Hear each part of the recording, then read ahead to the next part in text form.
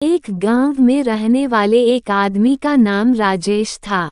उसकी पत्नी का नाम सीता था, जो बहुत ही चतुर और समझदार थी।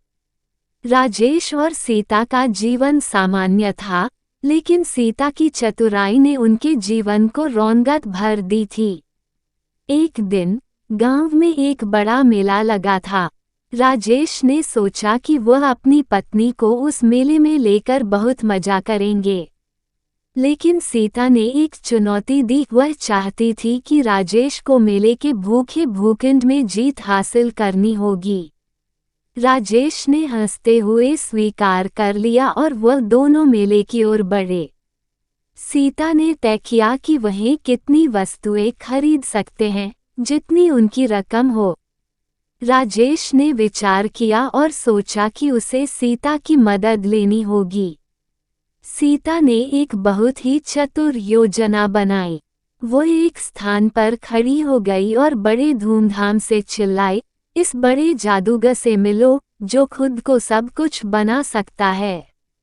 लोगों ने देखा और उन्हें देखने के लिए उत्सुक हो गए। राजेश ने सीता से पूछा, तुम ऐसा क्यों कह रही हो? सीता हंसते हुए बोली, तुम चिंता ना करो, तुम्हारे पास मैं हूँ। फिर सीता ने बड़े अद्भुत तरीके से अपनी चतुराई दिखाई।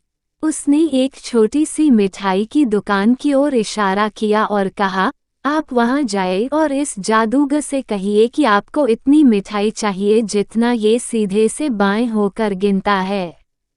राजेश ने ये किया और जादूगर ने मिठाई बना दी।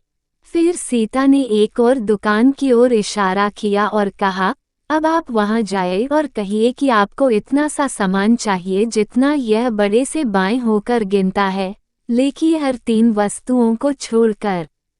राजेश ने ये किया और जादूगर ने सारी वस्तुएं बना दी, लेकिन ये तीनों से छोड़कर।